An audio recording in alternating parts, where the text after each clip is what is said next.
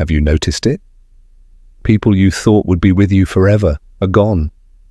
Friends who used to call every day, silent. A relationship you invested everything in, over. Someone you trusted completely, disappeared. And you're left asking God, why? You didn't do anything wrong. You were loyal. You were present. You were faithful to that friendship, that relationship, that connection.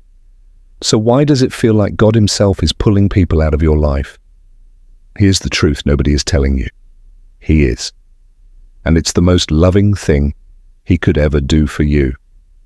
In John 15, 1-2, Jesus said something that should stop every believer in their tracks.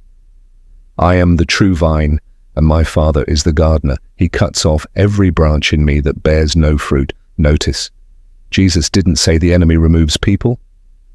He didn't say circumstances remove people. He said the Father does. God is actively, intentionally, and deliberately pruning your life. A gardener doesn't prune a plant because he hates it. He prunes it because he wants it to grow bigger than it currently can. And here's what most Christians miss. You cannot grow to your next level while still carrying the weight of people who were only assigned to a previous season. Some people in your life are not enemies. They're not bad people. They're not even wrong people. They are simply seasoned people, and their season with you is over. Reason number 1, they are limiting your faith. Proverbs 13:20 says, walk with the wise and become wise, for a companion of fools suffers harm. God will never allow a person to remain in your inner circle if their presence is consistently pulling your faith downward. If every conversation leaves you doubting God, if their lifestyle is slowly normalizing what God calls sin, if their presence makes prayer feel unnecessary, God loves you too much to let that continue. He will make that relationship uncomfortable. He will create distance. He will close doors, not to punish you, but to protect your destiny. Reason number 2, they are occupying space meant for someone else. This is the one that will make you uncomfortable. Sometimes God removes a person, not because they are harmful, but because they are occupying a seat reserved for someone greater. Think about it. You only have so much emotional space, so much time, so much energy.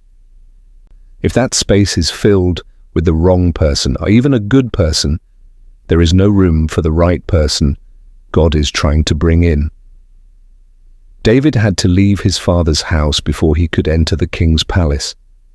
Ruth had to leave her hometown before she could meet Boaz. Your breakthrough is often on the other side of a goodbye. Reason number 3, God is exposing what you were using as a substitute for him.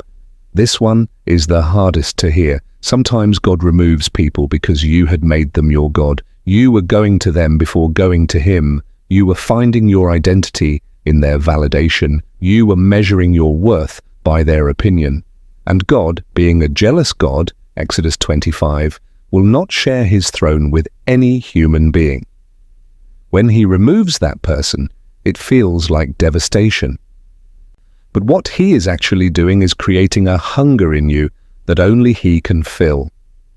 The emptiness you feel right now, that is sacred space, reserved exclusively for God. Stop trying to chase back what God has removed. Stop sending that text. Stop forcing that reconciliation. Stop begging for a seat at a table God has already flipped over.